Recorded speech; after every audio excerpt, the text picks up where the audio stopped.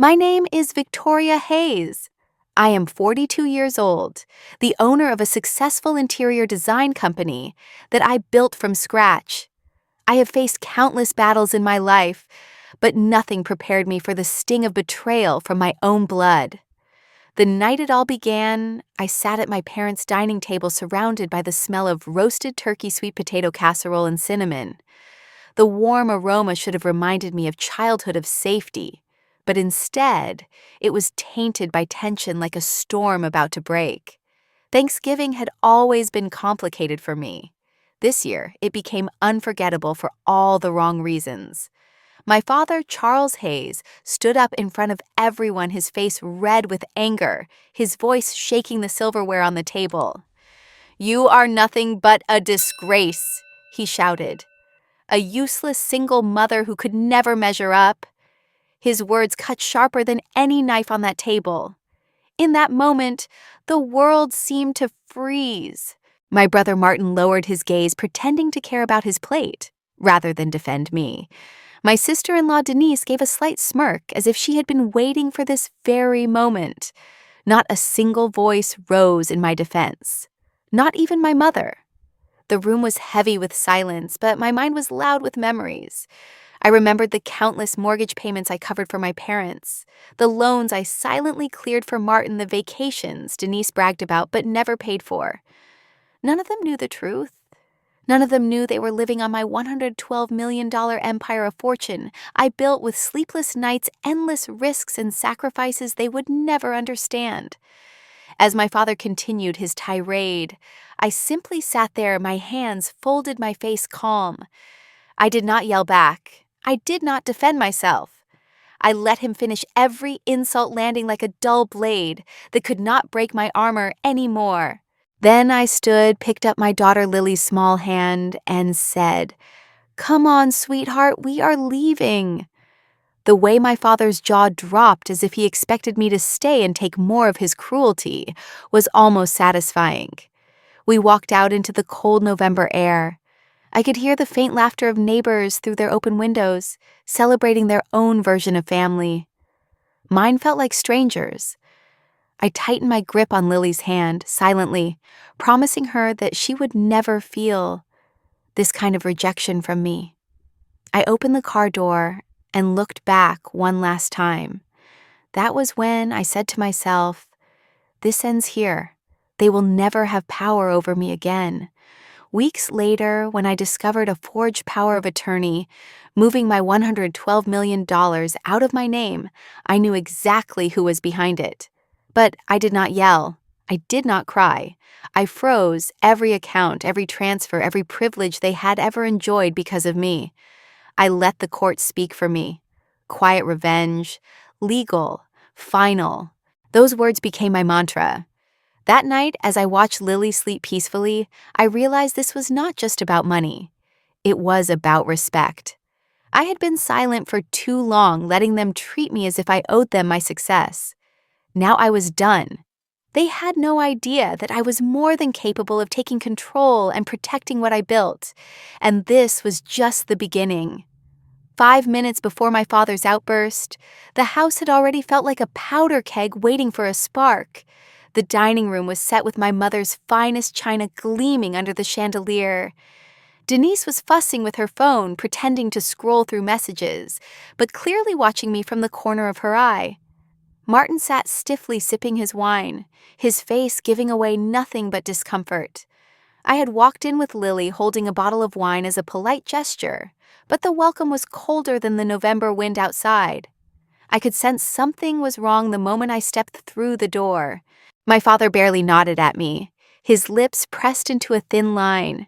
He had always been hard to please, but lately his disdain had sharpened into open hostility.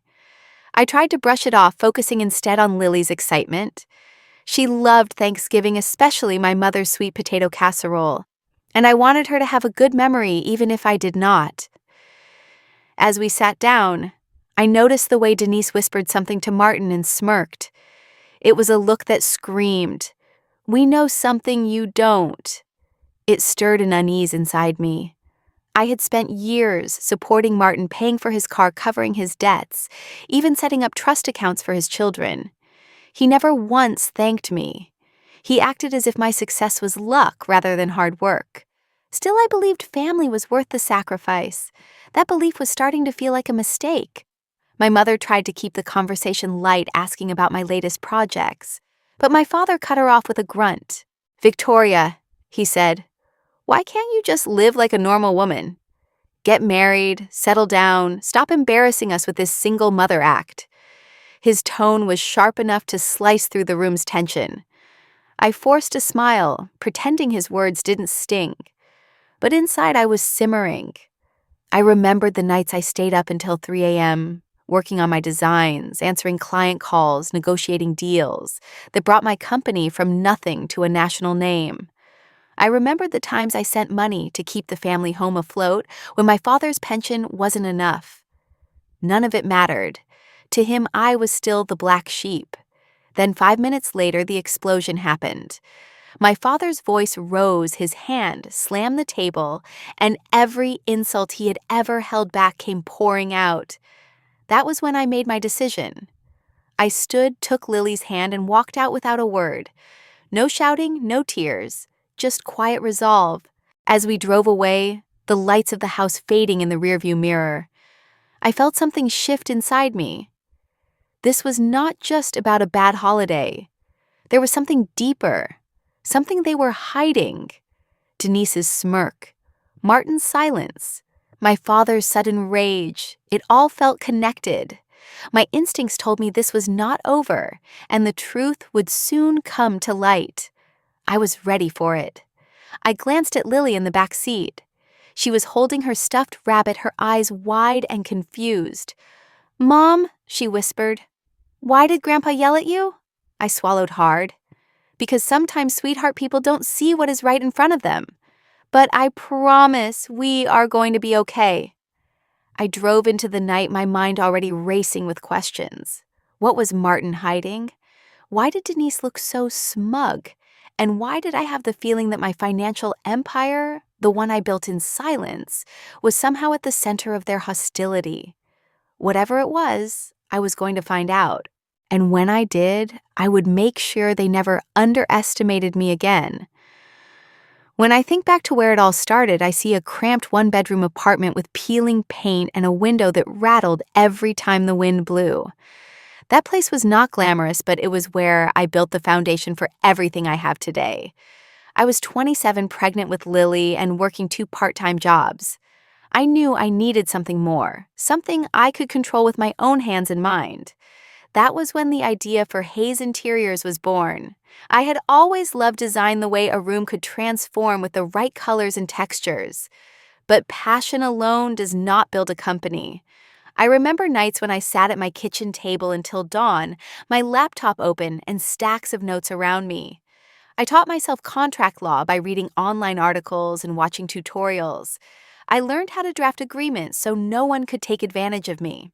There were nights when I practiced negotiating aloud, pretending I was facing the toughest clients, my voice firm and steady. I worked until my eyes burned, and even then, I kept going. Those early years were full of failure and small victories. I landed my first real client after weeks of cold calls and rejection. I still remember how my hands shook as I signed that first contract. The payment barely covered rent, but it was enough to prove I could do this. From there, I pushed harder. Every dollar I made went back into the business. I bought tools, software, and marketing services when I could afford them, and when I could not, I did it all myself. I learned to design websites and build a portfolio late into the night while Lily slept beside me. Meanwhile, my family never understood. To them, I was wasting my time. My father once told me, "This design thing is just a hobby. You need a real job." I stayed quiet even though his words stung. What he never knew was that while he doubted me, I was quietly paying off their debts. I covered the late payments on the family home when his pension could not stretch far enough. I wrote the checks for Martin's car loan, making sure he never had to face repossession. I even paid off Denise's credit card debt once after she called me in tears. Not one of them said thank you. They acted as if it was my duty. It took years, but Hayes Interiors grew. I started getting calls from clients outside of town, then across the state. I built a team of 2 assistants, then 5, and eventually an office in downtown Austin. The day I opened that office, I stood in the empty space and let myself cry, just for a moment. I had done it. Every sleepless night, every sacrifice, every ignored insult from my family had brought me here. Lily was my constant motivation. I wanted her to see that strength comes from persistence. Sometimes she would wake up and find me at my laptop, and she would sit beside me with her crayons. I remember one night after I tucked her into bed, she asked Mom, "Why does Grandpa hate you?" Her voice was so innocent, but her words cut deep. I sat there unsure how to answer. I could only tell her, "He doesn't hate me, sweetheart. He just doesn't understand me." But inside I knew the truth. My father saw my independence as defiance. He did not understand that I was not trying to shame him. I was simply trying to build a life where I did not have to depend on anyone. That question from Lily stayed with me. It made me think about how much I had given and how little respect I had received in return. It was the spark that reminded me to never let their opinions define me. When I looked at Lily's face that night, I silently promised her that no one, not even family, would make me feel small again. Henry Caldwell entered my life at a time when Hayes Interiors was hanging by a thread. I had taken on a large commercial project early in my career, and a dishonest contractor tried to sue me over a clause he claimed was missing from our agreement. I was terrified. My entire business, my savings, and even the roof over my head were at risk. Henry, a financial attorney I knew from college, stepped in and dismantled the case with surgical precision. He was sharp, unshakable, and knew exactly how to navigate the kind of legal traps that could ruin someone like me. Since then, Henry had become more than a lawyer. He was my trusted advisor, someone who understood both my business and my character. Over the years, Henry repeatedly warned me about protecting my assets. "Vic," he would say, leaning back in his office chair, "you've built something extraordinary, but it's vulnerable if you don't have the right safeguards in place. Trust power of attorney documents. Even your business accounts need layers of protection." I would nod, half listening, then deflect the conversation. Part of me didn't want to think about family being capable of taking advantage of me. Another part of me wanted to believe that supporting them made me a better daughter, a better sister. I thought keeping things open for them was a form of love. Henry never judged me, but he had a way of seeing the cracks I chose to ignore. "You've been covering Martin's car payments, right?" he asked one afternoon while reviewing my bank transfers. I shrugged. "Just helping out," I replied. He gave me a look that was part disbelief and part concern. "Vic, this is not helping. You're building dependency. And Denise. She's smart, too smart. Have you noticed how she always asks about your contracts and accounts? That's not casual curiosity." I remembered how Denise once cornered me during a family barbecue, asking if I had considered setting up joint investment portfolios for the sake of family. At the time, I brushed it off as her way of trying to sound sophisticated, but Henry's words planted a seed of doubt. "She's good with numbers," he continued. "She plays naive, but I think she's been paying attention to how you structure your finances. If someone were to exploit a gap, it would be her." It wasn't that I didn't believe Henry.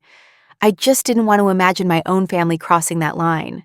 I trusted them blindly, even after years of being taken for granted. I let them have access to certain funds, assuming they would never misuse it.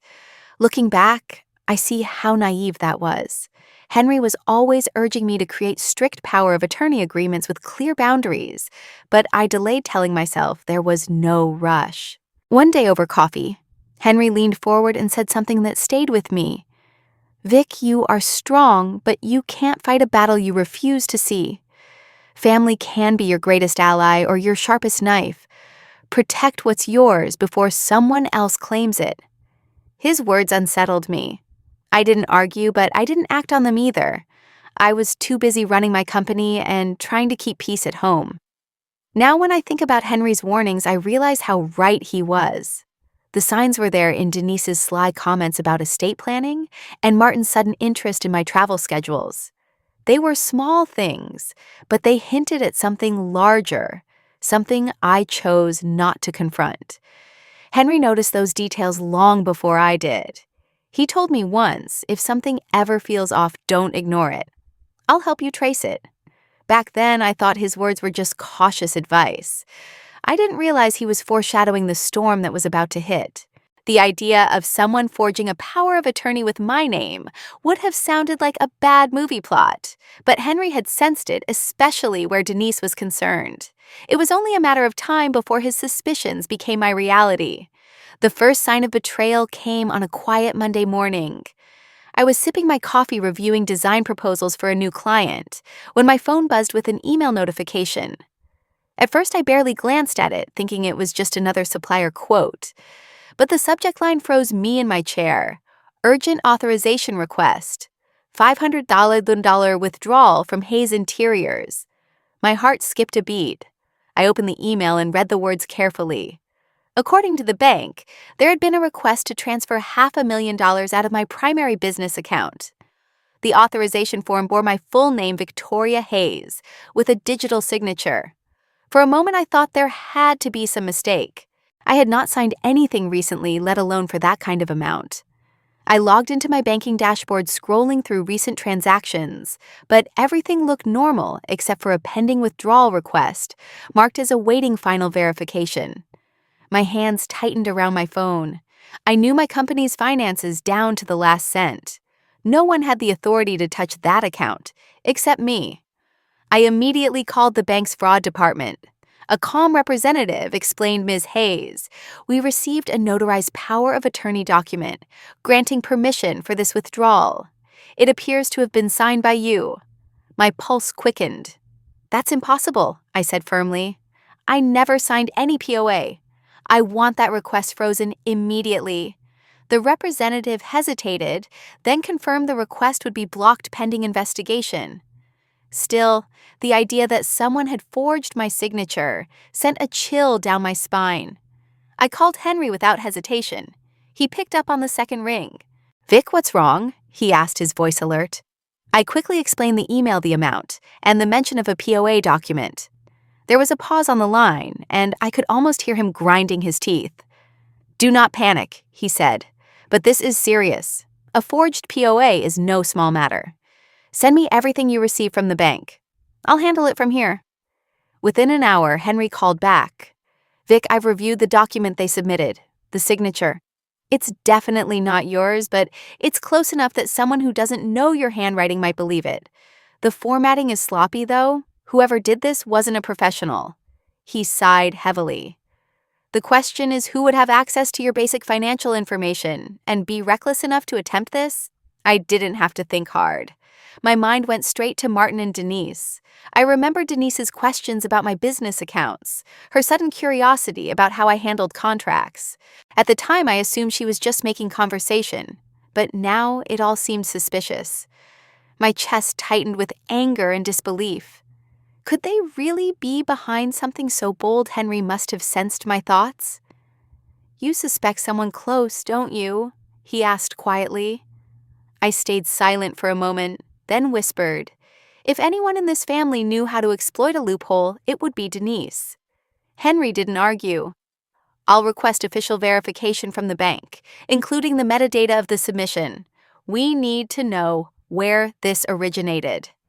By late afternoon, Henry had traced the IP address linked to the forged POA. It wasn't a direct hit, but the address pointed to a public Wi-Fi near Martin's office building. "This doesn't prove anything yet," Henry cautioned, "but it's enough to raise serious suspicion." I felt my stomach turn. This wasn't just about money. It was about trust, the kind that once cracked cannot be repaired. I sat in my office long after sunset, staring at the city lights outside.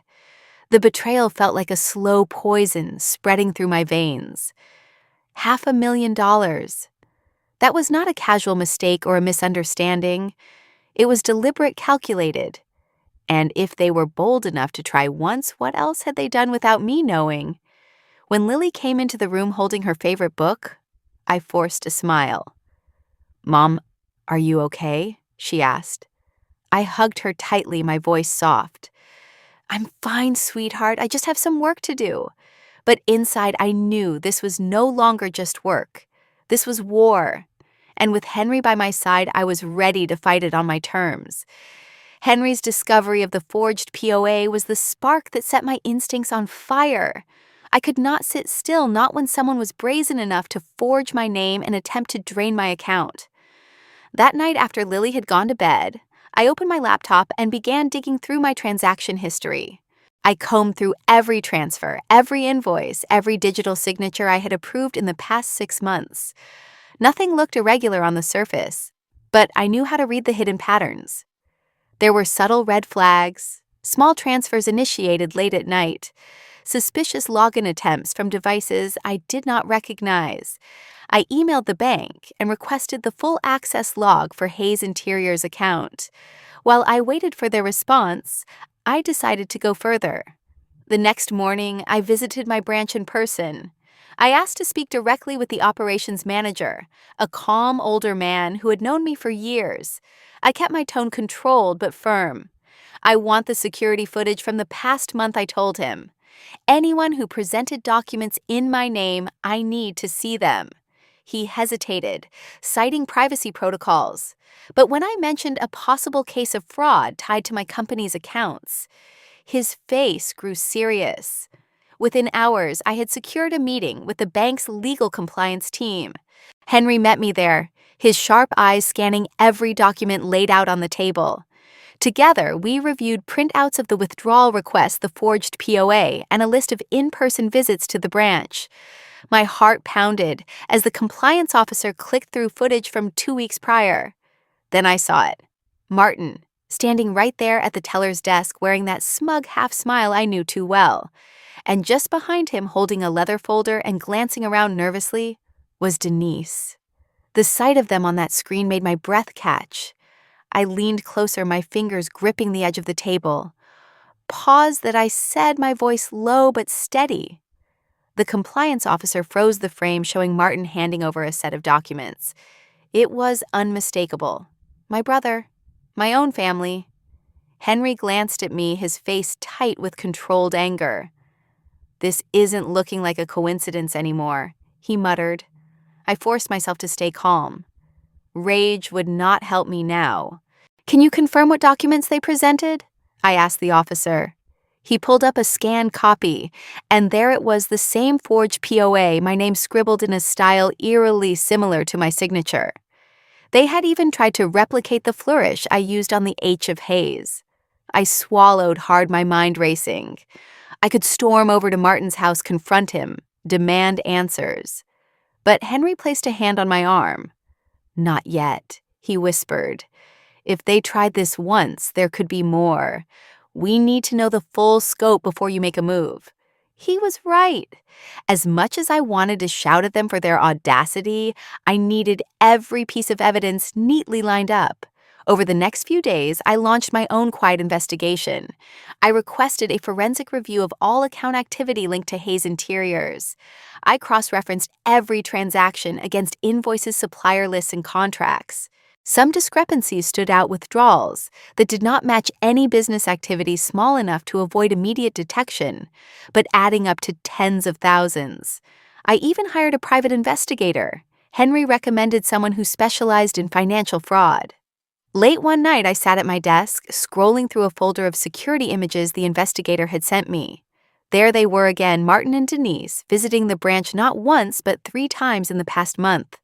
The timestamps told a clear story. They were testing the waters, making smaller withdrawals, first building up to the $500,000 attempt. As I stared at the images, I felt a mix of anger and clarity. This was not just greed. It was betrayal, a calculated attack by the people I had supported for years. I remembered the countless times I had written checks for Martin, the nights I bailed him out of his reckless spending the holidays, when I quietly covered the cost of gifts so our parents wouldn't worry. All of it had meant nothing to him. I now had my first concrete evidence of forged POA bank footage and suspicious transactions, all pointing to Martin and Denise. Yet I stayed silent. I needed to know exactly how much they had taken, how deep the betrayal went. I leaned back in my chair, staring at the folder on my screen, and whispered to myself, "You made your move. Now it's my turn." The game had only just begun, and I intended to win. After gathering enough evidence to confirm my suspicions, I took the first decisive step. I froze several of the smaller accounts tied to Hayes Interiors and my personal funds. These were not the main accounts holding the bulk of my assets, but they were the ones my family had historically accessed for emergencies. I wanted to see how they would react when their safety net suddenly vanished. It was like cutting off their oxygen supply, and I knew it would not take long for someone to reach out. I did not have to wait even a full day. The following afternoon, my phone rang. It was Denise. I stared at her name on the screen, my pulse steady, but my mind racing. I had not heard from her directly since Thanksgiving. I answered, keeping my tone neutral. "Hello, Denise." Her voice came through overly sweet, almost dripping with false charm. "Victoria, hi, I hope you and Lily are doing well. I was just thinking about you and wanted to check in. You know family should stick together." Her tone was wrong, too. Rehearsed too cheerful. I stayed silent for a beat, forcing her to fill the gap. "Listen," she continued. "Martin and I have been under a lot of stress. There are bills piling up, and with the kids' tuition coming due, things have been a little tight. We were hoping maybe you could help us out like before. Just something to get through this rough patch." I let her words hang in the air, analyzing every syllable. Like before, I asked evenly, "Denise, are you saying you've already accessed my accounts?" There was a pause on the line. I could hear her breathing quicken slightly. "Oh, no, I mean, you've always been so generous, Vic. You know, for the family." She laughed nervously. "We're all in this together, right?" I felt a slow burn rise in my chest, but I refused to give her the satisfaction of hearing it. "Interesting timing," I said quietly, "especially considering certain accounts were frozen yesterday." There was a silence so sharp, it was almost deafening. Then Denise chuckled softly, but the sweetness had a bitter edge.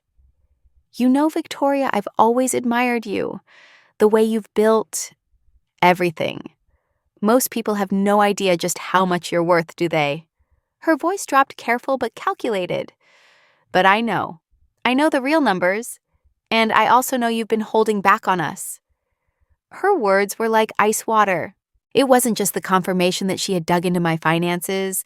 It was the smug certainty in her tone. She wasn't asking for help. She was staking a claim. In that moment, I understood that Denise saw my success as a communal resource, something she was entitled to exploit. She knew about the empire I had spent over a decade building, and she had no shame in admitting it. "Denise," I said slowly, "how exactly would you know my numbers?" I wanted to see if she would flinch, if she would backtrack. Instead, she gave a soft laugh. "Oh, come on. You think you can hide everything forever, banks talk. People talk. Let's just say I have ways of knowing when money's sitting around unused." Her tone was light, but there was steel underneath. "All I'm saying is you don't need all of it. Why not help your own family instead of hoarding?" I gripped the phone tightly, keeping my voice calm, even though my blood boiled. "Denise, you have no idea what I've done to build what I have. Nothing was given to me. I earned every cent while you all dismissed me as a failure. And now you want to lecture me about sharing." She gave a small, cold laugh. "I'm just saying, Vic, you don't want to make things complicated. Family doesn't need to fight over money." The implication was clear, a veiled threat wrapped in sugar-coated words. I ended the call soon after, my mind sharper than ever. Denise had confirmed what I feared. She knew too much, and she was bold enough to use that knowledge against me. Instead of fear, I felt clarity. They thought they could manipulate me, but they had no idea I was already 10 steps ahead. I sat back in my chair, staring at the frozen accounts on my laptop, and whispered to myself, "This game is mine to win." After hanging up on Denise, I sat in silence, letting her words echo in my mind. It wasn't the first time I had given in to my family's demands. under the guise of keeping the peace. For years, I convinced myself that writing another check or covering another loan was simply the right thing to do. But the truth was, I had been enabling their dependency, feeding a dynamic where my silence and generosity were taken as weakness. I remembered a Christmas 3 years ago when Martin had shown up at my apartment, his face pale and voice trembling. He needed $15,000 to cover an investment that had gone wrong. Something about a real estate deal he claimed was foolproof. I gave him the money without hesitation, even though I knew I would never see it again. He didn't thank me. He simply acted as if it was my duty, as if being his sister meant I was obligated to rescue him every time he made a bad decision. There was also the time I paid off my parents' mortgage. It was during one of my company's busiest years when I was working 18-hour days and barely had time to breathe. I sent the payment directly to the bank, thinking it would give my parents peace of mind. Instead of gratitude, I got silence. My father never mentioned it, as if acknowledging my help would bruise his pride. I realized later that my contributions were invisible to them unless they were in crisis.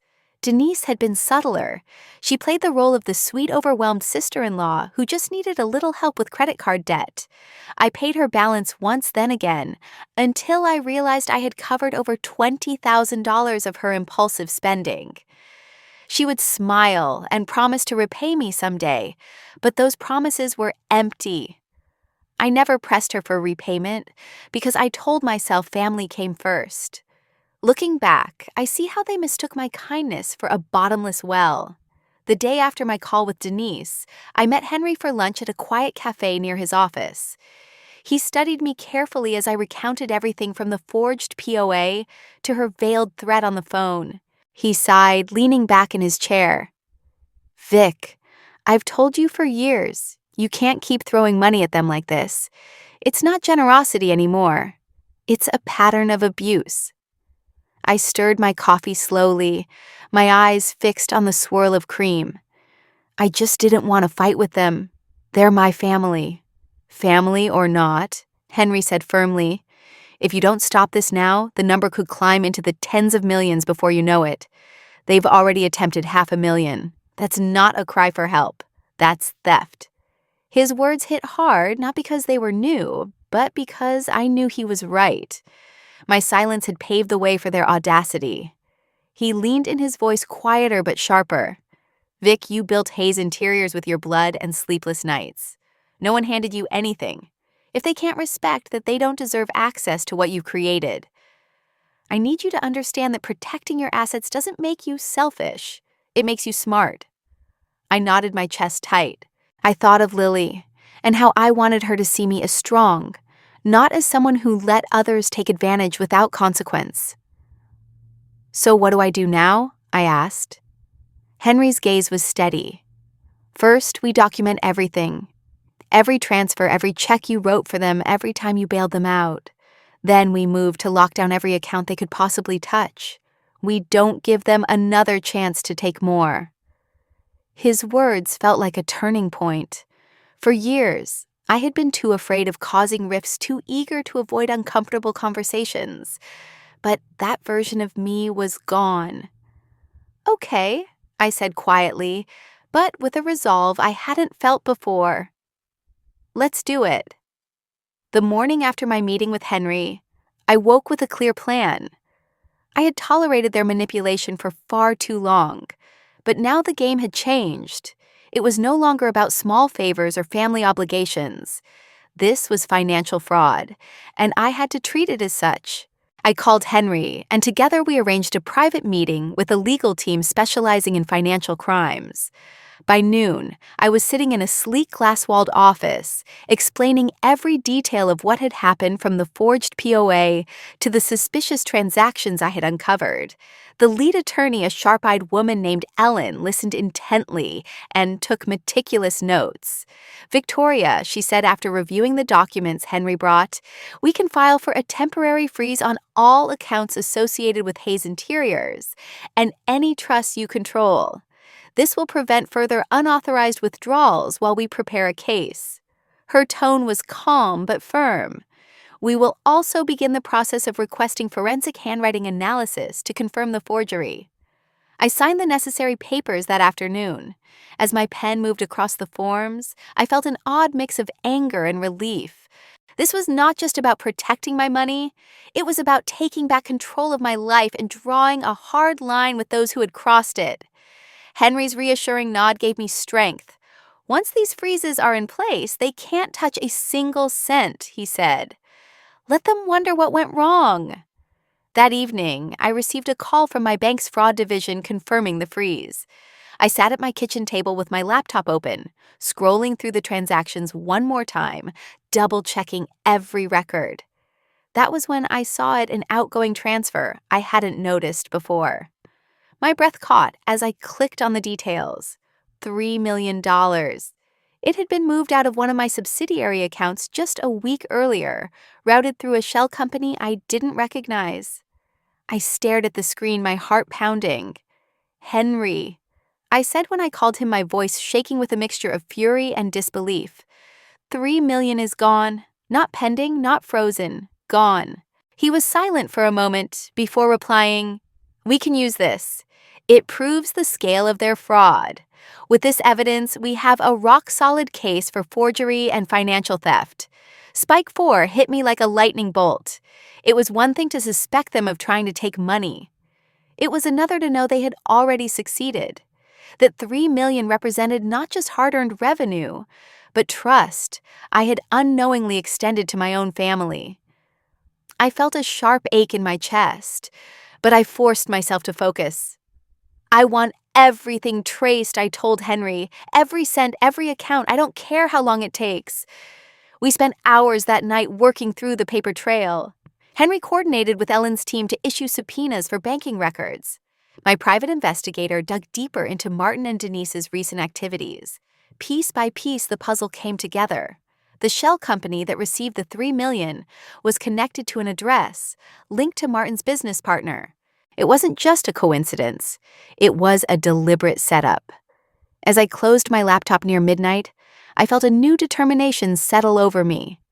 They thought I would be passive, that I would look the other way, like I had so many times before. But they underestimated me. I had enough evidence now to take this to court to prove that the forged POA wasn't just an isolated incident, but part of a larger scheme. I looked over at Lily, who was asleep on the couch with her stuffed rabbit, and whispered, "They will never take what's ours again." In that moment, I knew this was no longer a family dispute. It was a legal battle, and I was ready to fight it with every tool at my disposal. Henry arranged the meeting at his downtown law office, a place that radiated authority with its polished wood panels and floor-to-ceiling windows. I sat across from Martin, who looked anything but comfortable. His hands fidgeted with the cuff of his shirt, his posture hunched as if he were trying to make himself smaller. Beside him, Denise sat like a queen on her thrown legs, crossed her chin tilted slightly upward. Her eyes met mine with an icy confidence that made my stomach tighten. Martin Henry began his tone.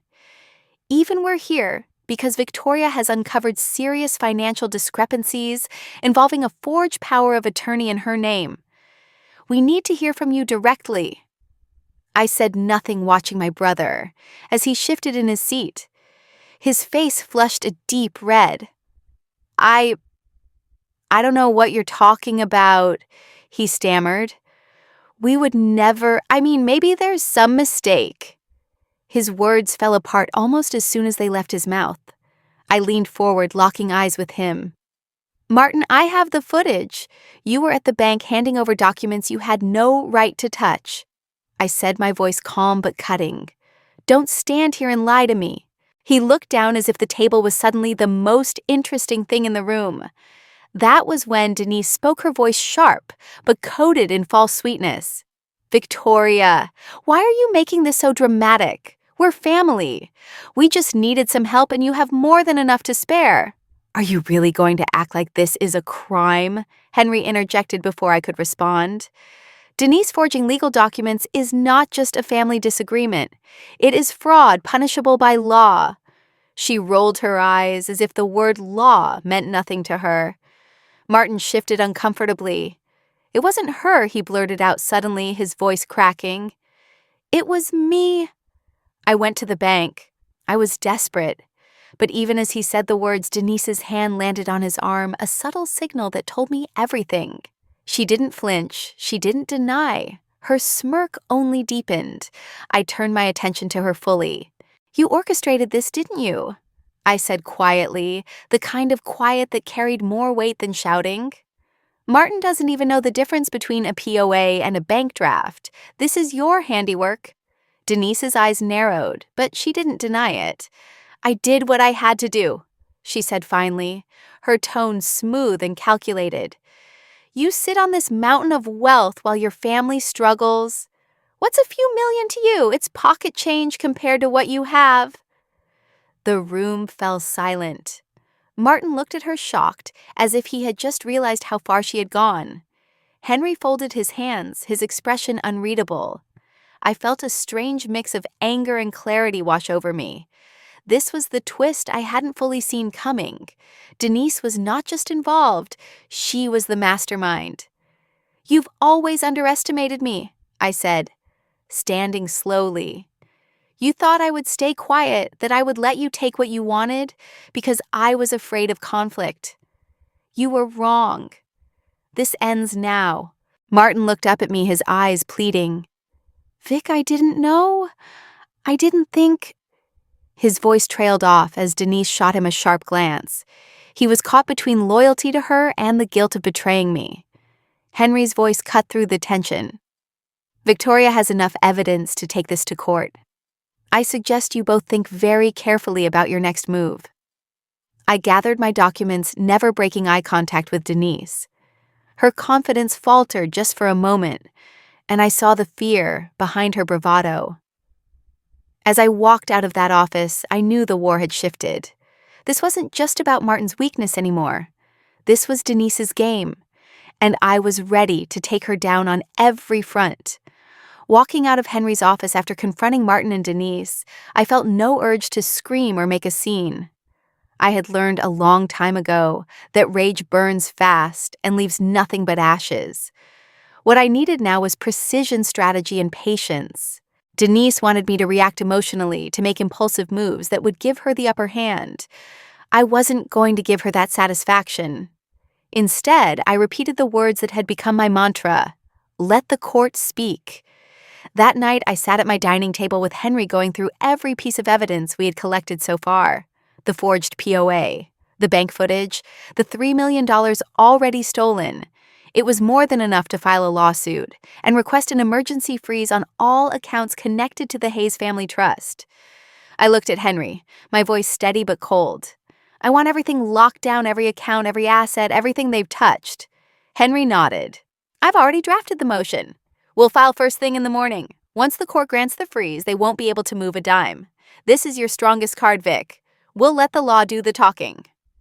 I couldn't help but think of Martin. There was still a part of me that wanted to believe he wasn't fully aware of what Denise had done, that he had been manipulated by her. But I couldn't take that chance anymore. Family or not, they had crossed a line. They had made this war, and I was going to finish it. The next morning, Henry and I walked into the courthouse. I carried myself with calm determination, my head held high. We submitted the lawsuit, which detailed charges of forgery, financial fraud, and unauthorized access to corporate accounts.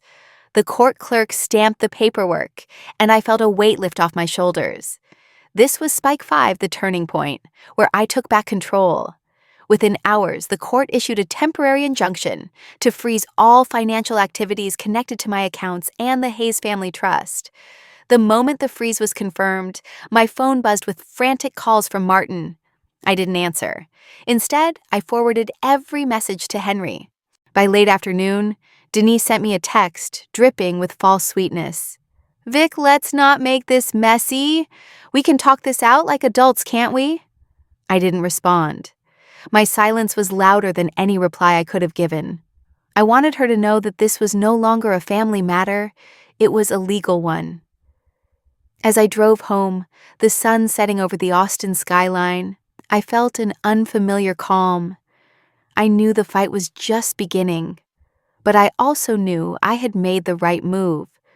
For years, I had been the silent provider, the invisible backbone holding everyone together while they dismissed me as a failure. Now they would see who I really was not through my words, but through the weight of evidence, the force of the law, and the undeniable truth. That night, I sat with Lily reading her favorite bedtime story. She looked up at me with those bright, curious eyes and asked, "Mom, why are you so serious lately?" I smiled, brushing a strand of hair from her face. "Because, sweetheart, sometimes you have to stand up for what's right, even if it means being quiet and strong at the same time." As I watched her drift off to sleep, I made a silent vow I would see this battle through to the end. Not just for the money, but for my dignity, for Lily's future, and for the peace I had earned. The first hearing felt like walking onto a battlefield I had prepared for all my life. Henry and I arrived early, the weight of evidence in our hands, bank log, security footage, forensic analysis of the forged POA. As we sat at the plaintiff's table, I could feel Denise's gaze burning into me from across the room. She wore an expression of smug confidence, as if this was just another family spat she could win with charm and manipulation. Beside her sat a high-priced attorney, a man with a slick smile who looked as though he thrived on tearing reputations apart. When the judge called the session to order, Henry stood and presented our case with the kind of precision only he could deliver. "Your Honor," he began, "this is not a dispute over family generosity. This is a deliberate and calculated act of financial fraud. We have indisputable evidence showing that a forged power of attorney was used to attempt a withdrawal of $500,000 from Ms. Hayes' business account, as well as a successful theft of $3 million. He placed the documents on the bench, each page marked with proof that no one could ignore. Denise's attorney wasted no time attacking me personally. "Ms. Hayes," he said with an exaggerated tone of sympathy, "is it not true that you have more than enough wealth to support your family? Are you not being unreasonably harsh freezing accounts that your brother and his children rely on?" He turned to the judge, gesturing dramatically. "This is a case of greed disguised as victimhood. She is punishing her own blood for daring to ask for help." Before I could respond, Denise leaned forward and addressed the room, her voice dripping with venom. "Victoria is selfish. She's always been like this, hoarding her money while acting like she's better than all of us. We needed help, and she turned her back on her own family." Her words cut through the courtroom, drawing murmurs from the gallery. I could see some of my extended relatives in the crowd whispering to each other, their faces twisted with confusion or judgment. I remained silent, letting Henry handle the rebuttal. He stepped forward, his voice firm. "We are not here to discuss Ms. Hayes' generosity. She has supported her family for years, paying off debts and mortgages without recognition. What we are discussing today is a crime, the illegal forging of her signature and the theft of her assets. No amount of emotional theatrics changes that." The room tensed as the judge examined the evidence. I caught sight of my mother in the back row, her hands clasped tightly in her lap, her eyes darting between me and Denise. I could almost hear the unspoken question in her mind. Was I really being cruel, or was I finally standing up for myself? The pressure outside the courtroom was no less intense. The story of our case had begun circulating within our community. Neighbors, acquaintances, and even some distant relatives took sides. I overheard someone whispering in the hallway, "She's heartless, suing her own brother." Another voice countered, "She's the only one with a backbone in that family." The hearing grew heated when Denise's attorney tried to twist the narrative, accusing me of weaponizing the legal system to embarrass my own blood. Henry's jaw tightened, but before he could speak, I rose. My voice was calm but carried through the courtroom. "I am not here to embarrass anyone. I am here because I will not allow my life's work, my daughter's future, to be stolen by deceit. If standing up for myself makes me selfish, then I accept that label. The room went silent for a moment. Even Denise's attorney seemed caught off guard by my composure. As I sat down, I knew this was far from over, but the tide was beginning to turn. The tension peaked when the judge requested direct testimony from Martin. He looked nervous as he approached the stand, his hands trembling as he took the oath. Denise's attorney gave him a reassuring nod, but it was clear Martin was cracking under the weight of the situation. "Mr. Hayes," Henry began, "during cross-examination, were you aware of the forged power of attorney document submitted to the bank?"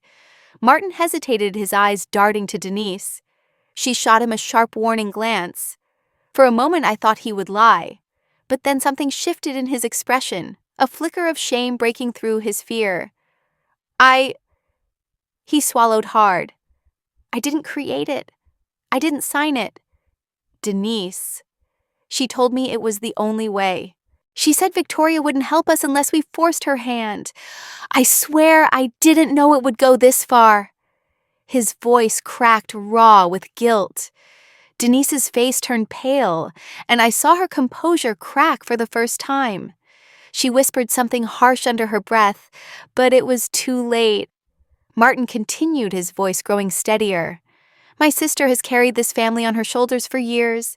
She paid off my debts, covered our parents' mortgage, and I never once thanked her. I was weak, and I let Denise push me into something unforgivable. But she is the one who orchestrated this." The courtroom erupted in murmurs. Denise's attorney tried to object, but the damage was done. Spike 6 had landed. Denise sat frozen, her jaw clenched, as the truth came spilling out in front of everyone. I felt a strange mix of anger and relief wash over me. I had wanted to hear Martin admit the truth, but I hadn't expected him to do it in such a public, heartfelt way. For a brief moment, I saw the brother I had once trusted, the one I thought had been lost to greed. The judge ordered a recess as the court staff processed the new testimony. Denise's attorney looked furious, whispering frantically in her ear, but she was visibly shaken. Her carefully constructed facade had crumbled, and everyone in that room saw her for who she truly was. When the court reconvened, the judge's tone was firm and unwavering. The evidence presented clearly establishes fraudulent activity tied to the forged power of attorney, as well as unauthorized transfers of funds from Ms. Hayes' accounts. This court rules in favor of the plaintiff. I exhaled slowly as the words sank in. Henry gave me a small nod, his expression calm but proud. The ruling included full restitution of the $3 million immediate closure of the fraudulent accounts, and an official order protecting all of my assets under court supervision. Denise's attorney tried to negotiate a settlement, but the judge dismissed the motion, citing overwhelming evidence of intent to defraud. As we left the courtroom, I saw my father standing in the hallway. He wasn't smiling, but for once there was no anger in his eyes. Instead, there was something closer to respect or perhaps acknowledgement. He approached me slowly, as though unsure of his place. "Vic," he said quietly, I didn't know. I should have seen it. I was wrong." His voice was rough, almost like gravel. For the first time, I didn't feel the need to argue or defend myself. I simply nodded. Martin avoided my gaze, ashamed but silent. I didn't hate him anymore, but I knew our relationship would never be the same. Denise, on the other hand, walked out of the courtroom with her head down, her once sharp confidence shattered. When I stepped outside into the sunlight, I felt lighter than I had in years. This wasn't just a legal victory. It was a reclaiming of my voice, my dignity, and my boundaries. I had spent years being the quiet provider, but now I understood that true strength lies not in silence, but in knowing when to speak and when to fight. In the days following the verdict, my phone buzzed constantly with messages from relatives. Some offered quiet congratulations, saying I had been brave to stand my ground. Others were far less kind. "You didn't have to drag your own family through court," one cousin wrote in a text that felt more like an accusation than concern. "You could have just settled this quietly. People are saying you've become cold-hearted." I tried to ignore it at first, but the comments kept coming. At a small family gathering that I agreed to attend for my mother's sake, I could feel the tension in the air as soon as I walked in. Conversations hushed when I entered the room. A few relatives avoided eye contact altogether, while others stared openly as though trying to decide if I was still the same Victoria they once knew. One of my uncles, never one to hold his tongue, finally said what everyone was thinking. "Vic, your parents are getting older. You've done well for yourself, but you're cutting them off now. A daughter who refuses to help her parents? What kind of message does that send? Don't you think that's a bit ungrateful?" I could feel the room waiting for my answer, the tension heavy like a storm cloud. My father stood silently in the corner, his arms crossed. He didn't defend me, but he didn't condemn me either. It was as if he was watching me, waiting to see how I would handle the judgment. "I'm not cutting anyone off," I said evenly. "I am simply refusing to keep funding reckless behavior. I have paid for their home, their cars, even their medical bills. But I will not keep covering debts they create because they know I'll clean it up." That's not love. That's enabling. My words didn't land well with everyone. A murmur ran through the room with someone whispering, "She's changed." Another relative muttered, "A daughter's duty is to her parents, no matter what." The word duty made my chest tighten. For so long, I had believed that too, that being a good daughter meant sacrificing my own needs, my own peace. But I had learned the hard way that self-sacrifice without boundaries only leads to resentment and ruin. The conversation grew more heated when someone asked, "So you're just going to watch your parents struggle? What kind of daughter does that?" I looked around at their expectant faces, realizing that no one here had any idea how much I had given, how many times I had bailed out not just my parents, but half the family. They saw only the surface, not the years of silent effort that had brought us to this point. I excused myself from the room not out of anger, but because I needed a moment to breathe. Outside, I stood on the porch, staring at the fading light. I realized then that I wasn't seeking their approval anymore. Their opinions, however loud, could not define my worth. The next morning, I received another message, this time from a distant aunt. "Vic, everyone is talking. They say you've abandoned your parents. A daughter who stops paying her parents' debts. How is that not unfilial?" The word unfilial stung, not because it was true, but because it reflected how misunderstood I had been for so long. That evening, I called a small family meeting at my home. I wanted to face this narrative head-on, not let it grow unchecked. When they arrived, I spoke calmly, my tone even but firm. "I need you all to understand something," I began. "Being a good daughter does not mean erasing every bad decision my parents have made. It doesn't mean sacrificing my child's future so that others can live without consequences." I looked directly at my father. His face was unreadable, but I could see a flicker of recognition in his eyes. "If you call me unfilial for setting boundaries, then so be it.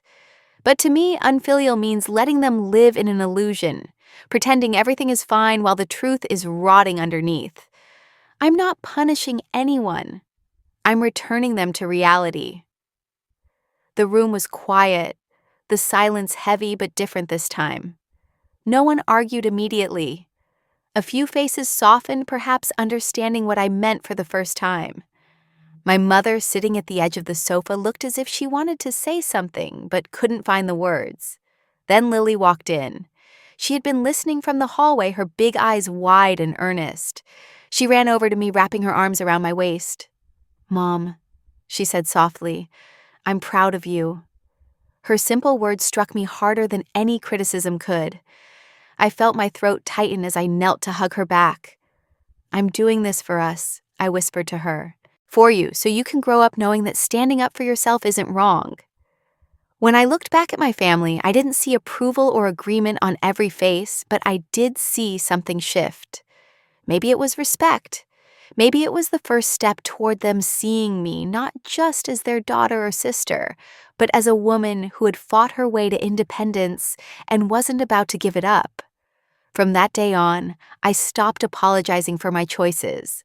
I had drawn my line, and I would stand by it.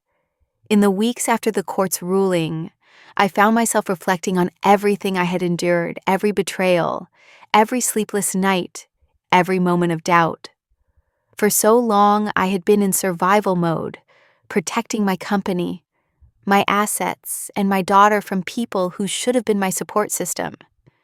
Yet out of all that pain came a clarity I had never felt before. It wasn't just about reclaiming what was mine. It was about using my voice and my success to help others who had suffered in silence like I once did. That was the seed of Victoria's promise, yes, a foundation I created to support women who had experienced financial abuse at the hands of those they trusted partners, family members, or anyone who exploited their vulnerability. I knew too well how financial manipulation could strip someone of their dignity and independence. I wanted to build something that would give women the tools I wished I had when I started legal guidance, financial literacy programs, emergency grants, and mentorship. Starting the foundation wasn't easy, but it felt deeply personal. I spent late nights combing through my old files, reviewing every document and note that had helped me grow Hayes Interiors into a thriving business. Each file was a chapter of my journey. Contracts I had fought to negotiate, invoices I chased, blueprints that marked my turning points. As I looked through them, I smiled to myself. Everything was worth it when you know how to stand up, I whispered, my voice steady and proud. I didn't want Victoria's promise to just be a charity that handed out checks. I wanted it to teach resilience and self-worth. We started with small workshops, led by financial advisors and legal experts who could guide women in building secure, independent futures. Within months, I began receiving letters from women who had turned their lives around, who no longer felt trapped by circumstances or by those who held financial power over them. Reading their words reminded me why I had fought so hard, not just for myself, but for anyone who had ever been told they were not enough. Lily, of course, became my biggest inspiration for this work. "Mom, are these women like you?" she asked one evening as I sorted through a stack of applications for grants. I paused, looking at her innocent face. "Yes, sweetheart," I said softly. "They're strong women who just need someone to remind them that they have the right to their own life." Her smile, bright and unwavering, told me she understood more than I realized. There was a moment late one evening when I sat at my desk with the lights dimmed, staring at the plaque bearing my foundation's name. I thought about the girl I used to be, the one who let her family's opinions define her, who felt small no matter how much she achieved. She was gone. In her place stood a woman who not only knew her worth, but had built something that could outlast her. That realization brought me a deep, quiet peace. The closing chapter of this journey came quietly, but powerfully. One weekend, Lily and I traveled to the coast to take a break from the whirlwind of meetings and foundation work. As we walked along the beach, the golden light of the sunset washed over everything, the waves, the sand, her small footprints next to mine. For the first time in a long time, I felt free. I felt there were no emails to answer, no legal battles looming, no whispers of judgment from the people who once called me selfish. It was just me, my daughter, and the sound of the ocean reminding me that healing is not loud, it is steady and patient. I thought back to everything that had happened. "I never shouted," I told Lily softly as we paused to watch the waves crash. "I let the law and the truth speak for me. And in the end, that was the kind of revenge that makes people truly reflect on what they've done." She tilted her head, curious but content, and I knew she understood the lesson in her own way. As the sun dipped lower, I found myself feeling grateful not for the pain, but for the strength I gained because of it. My life had shifted from being defined by others' expectations to being a life I shaped for myself and my child. The horizon felt endless, not because of wealth or success, but because I had reclaimed my peace. Before we say goodbye, I want to leave you with this thought. Where are you watching from? Is it a quiet morning with a warm cup of coffee? Or maybe a late night where stories like this keep you company? I hope wherever you are that this story reminds you of your own strength. Let us know in the comments. We read everyone with gratitude. And if this story touched your heart, consider subscribing. not just to hear more stories like this, but to join a community that still believes in kindness, healing, and second chances. Thank you for spending your time with us today. Wherever you are, I hope you carry this story with you. And remember, sometimes the miracle doesn't knock on your door. It waits quietly until you're ready to open your heart. As I held Lily's hand and watched the horizon fade into shades of gold and pink, I knew this was my ending and my beginning. My story was no longer about what was taken from me, but about what I chose to create in its place. And with each step on that sandy shore, I carried the certainty that true justice and freedom are found when we finally choose to stand tall and live without fear.